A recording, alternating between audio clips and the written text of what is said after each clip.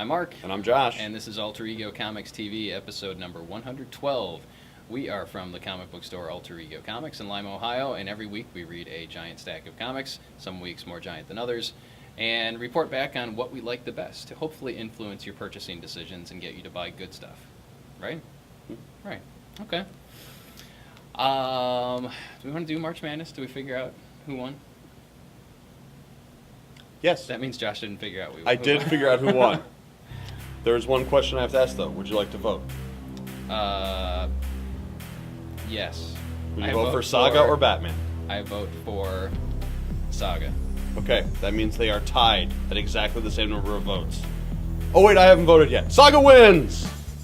Woohoo! Congratulations, Saga.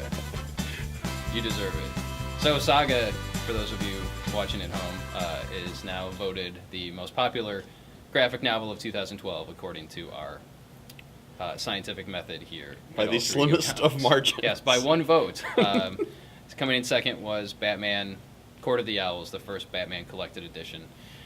Two great books. What a great year for graphic novels.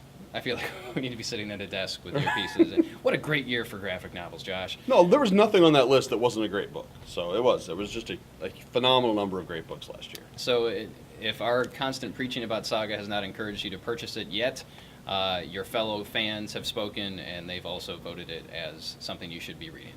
So there. Okay, first up for me this week is Thanos Rising. Thanos Rising #1 by Jason Aaron and Simone Bianchi, who is a man named Simone. And he has drawn things like the Jeff Loeb Wolverine Sabretooth story and some other stuff. But his artwork really works with this series. I didn't know what to expect with this. This is kind of being billed as the next big thing for Marvel. Thanos, of course, was the villain, the purple-faced villain at the end of the Avengers movie, if you stayed halfway through the credits and saw the bonus scene. So Thanos is going to play a role in the upcoming Marvel movies, probably Guardians of the Galaxy and maybe Avengers 2, who knows. But this is his origin, which I don't think has ever been told before. And it's similar. It's got a similar tone to the Red Skull origin that we saw a couple years ago, Magneto Testament kind of, sort of. I mean, you're seeing this huge villain in the Marvel Universe, and you're seeing his birth and his early childhood, and you see why, kind of, sort of, at least in the first issue, he may end up going down that path to evil, and you kind of feel sorry for the guy, which is a sign of a good storyteller. So Jason Aaron, of course, is an excellent storyteller. This was a great first issue. I believe it is a miniseries, even though it doesn't say how many issues are in the series. But I'm guessing maybe 5 or 6. I really liked it. Again, Bianchi's artwork is fantastic. I think it fits the character of Thanos and the space theme very well. And as I said, if you're interested in seeing what the big bad Thanos was like as a child, check it out.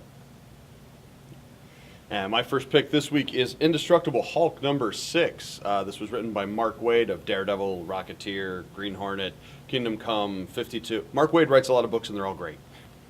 Sorry. And art this week, as a change-up, we've got Walt Simonson, who's arguably best known for a lot of classic Marvel work in the 80s, specifically the Thor arc that introduced Beta Ray Bill and a lot of the suture stuff, and just very classic, traditional Thor artist.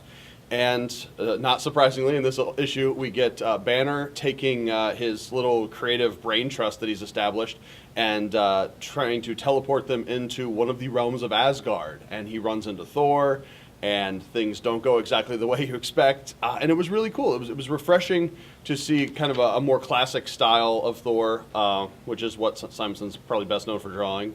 And it was just a lot of fun to see this Hulk book where it's not as much about the Hulk, it's more about Banner, but there's still a lot of cool Hulk action. Wade does a great job of balancing it.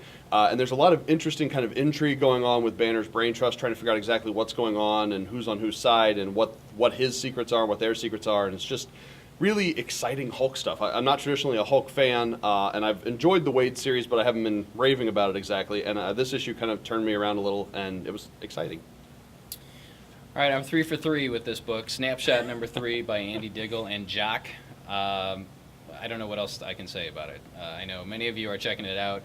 Those of you that aren't, hopefully we still have the early issues for you to check out. And if not, you need to check out the collected edition when it's available. But again, this is the story of a comic shop employee who finds a cell phone on his way to work, and turns out the cell phone belongs to a hitman. and bad stuff happens after that. It's all downhill from there. It's a very fast-paced, action-packed story. It's done in black and white, which I think works with Jock's artwork really well. And Diggle does an amazing job writing this. And this story was actually published, it was either digitally or it was published in another format many, many years ago. So this is the first time that it's been serialized in comic book format. And I think it's the first time a lot of us are experiencing the story. So it's just a great independent comic, great creator-owned book, action-packed, lots of fun. This is issue 3 of 4, so we're in the home stretch. The end. Next up this week, we've got Batman Detective Comics 900. Detective Comics 19. It's Detective Comics 19. It is the 900th issue of Detective Comics. And as always, they feel the need to celebrate that with an oversized 80-page giant with a whole bunch of stuff going on. And it's really cool. We've got words this time around by John Layman, best known for his work on Chew, his creator-owned series. And then we've got art by Jason Fabok. The Mad Vulcan is penciling Detective Comics. And essentially we've got some stuff that's been set up previously in Detective Comics, but you don't actually need to have seen the setup to get the payoff in this issue, where the new Emperor Penguin has sort of manipulated Zaz and some other people into unleashing a plague of Man-Bats. In the New 52 continuity, Man-Bat hasn't really been around as long. This is sort of the initial introduction. Talia has used them a little bit in Incorporated, but primarily this is the first time we're seeing, and the first time Batman, more importantly, is seeing the Man-Bats in action as a plague. And it's very cool. A lot of times when you have these oversized issues, you get a lead story that's a normal 22-page story, and then backups that are tangentially created or are kind of throwaway, jokey ones. And some of those are a lot of fun. What I like about this one is nearly every story in here ties into the same theme. You've got the main lead story, which is the crisis with the Man-Bats, but then a lot of the backups are also written by Layman and are also tying in with other characters and other points of view on the same stuff. So it's a really great package to kind of get the whole feel of this overwhelming night. It's almost like a mini crossover. It's like you've got the whole Night of the Owls crammed into one night, except it's Night of the Bats, or the Man-Bats, Night of the Mans. But Detective Comics 19 on the stands this week, a lot of fun. Superior Spider-Man number 7 by Dan Slott and Humberto Ramos. Again, this week for me was just a lot of the same. It's books. I'm talking about books that I've talked about before because they are consistently solid and excellent and good. And Superior Spider-Man was, again, a continuation of Dan Slott's epic Spider-Man story. This time, the Avengers have figured out that there might be something wrong with our dear friend Spider-Man. He's not acting the way he normally acts. He has killed someone. He is putting people in the hospital left and right.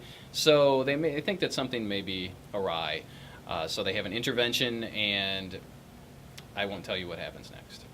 But if you're a fan of the late 80s, 90s Amazing Spider-Man, you will be thrilled to see the character of Cardiac make a reappearance in this series, and I have not seen him in a very long time. I actually don't think I was reading Spider-Man in the early 90s because I was in the college and didn't have time or money to do that. But Cardiac is an interesting character. He's kind of a vigilante / good guy, but Otto Octavius doesn't know that, so he beats the crap out of him. But Superior Spider-Man really is, it's just so good. It's so refreshing, and we're building towards another big event, which happens in issue number 9. So get ready if you were shocked and moved and angered or overjoyed by what happened in Amazing Spider-Man 700. Superior Spider-Man number 9 may bring those feelings back. Next up, we've got Transformers Spotlight Tail Cutter. Who's Tail Cutter? I don't know. He makes force fields or something.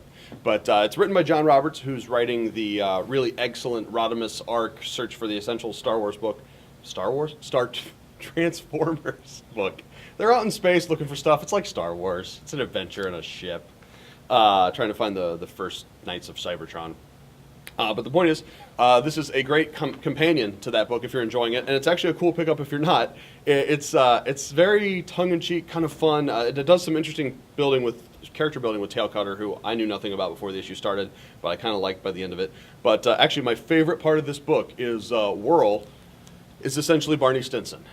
Whirl shows up in the bar and tells Tail Cutter that he's going to teach him how to live, and he has lists of rules, and it's very How I Met Your Mother kind of fun, offbeat stuff, except with, psychotic robots and Decepticons and blowing stuff up.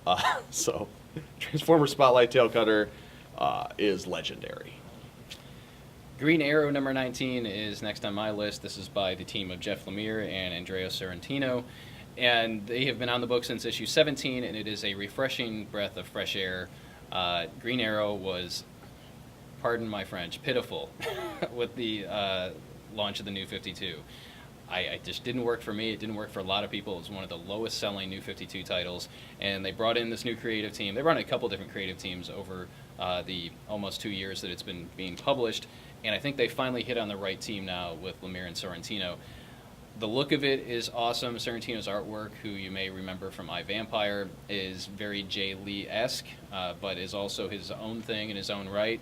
And Lemire, I think, has captured the essence of Oliver Queen, the Oliver Queen that most people want to read. It's not old Ollie from the pre-New 52. It's not annoying, young bratty Ollie that was kind of in the relaunch of the New 52. It's closer to the TV version, so fans of the Arrow television series, check out the current run of Green Arrow. I think you'll enjoy it. Again, action-packed, delves into the character's origin a little bit more. We get to find out more about Komodo, who is this evil archer who's making Oliver's life a living hell. And it's just a lot of what comic books should be. Colorful, fast-paced, action-packed, all that fun stuff. I also want to mention that all of the DC titles this month will have a gatefold cover. And when you open it, it's supposed to be something shocking. So you see the regular cover, but check the other side as you're browsing, and you'll see there's more art there. And I don't know what else to tell you. It's just something that DC decided to do for the month of April, and all of the stories are supposed to leave you going, what? I don't want to say the whole thing, but anyway, carry on. There's more art there. Yes. What? There's more art here? What? Next up, my last pick this week is Deadpool number 7. I have not been a huge fan of the new Deadpool reboot. I know Mark and a lot of other people really enjoyed it. I am more of a multiple personality, multiple top boxes Deadpool fan. But I checked out this issue because the cover is a parody of Death of the Family. Wow. Demon in a Bottle, the classic Iron Man story about Tony being a drunk. And it made me want to check it out because I love that story and I love Iron Man. And it was absolutely worth it. Essentially, this entire issue is written and drawn in a style suggesting that it's actually a file story from the 1980s. So you've got Deadpool interacting with Peter Parker. Well, not Deadpool interacting with him, but you've got Peter Parker back in that era. You've got Jameson. You've got Tony. You've got a bunch of references to the Marvel Universe. A lot of poking fun at the classic styles, classic characters, jokes that depend on knowledge of what has happened to the characters since then. And it's just incredibly well done. Just great classic Deadpool mayhem in the mighty Marvel manner. And you should totally check it out. Deadpool's awesome. The new Deadpool series, really. Posehn and Dugan are doing an amazing job with the writing. I think it was a stroke of genius to bring in two comedians to write Deadpool. Just want to give you a heads up. We've got an event coming up on Wednesday, April 10th. Artist Kanan White, who is the penciler on the new series Uber, which is written by Kieran Gillen of Young Avengers and Iron Man fame, will be in the store from 3 until 5 p.m. on Wednesday, April 10th, signing copies of Uber number 0, which actually comes out this week. So we've got plenty of copies on hand. I've heard rumors that it's already sold out at the distributor and publisher level, so hopefully we'll have enough. Definitely get here a little on the early side if you'd like to grab a copy and get it signed by Kanan, who's an amazing artist, and we're happy to have him. Looking forward to having him here in the store and having him interact with you, the fans. So put it on your calendar, Wednesday, April 10th. Come out and meet artist Kanan White, the penciler of the new Avatar series Uber. And that's it. Another week over and done with. Plenty of comics to come in and check out. Head out to your local comic book shop, or if we are your LCS, we hope to see you soon at Alter Ego Comics. And next week we're at Fez.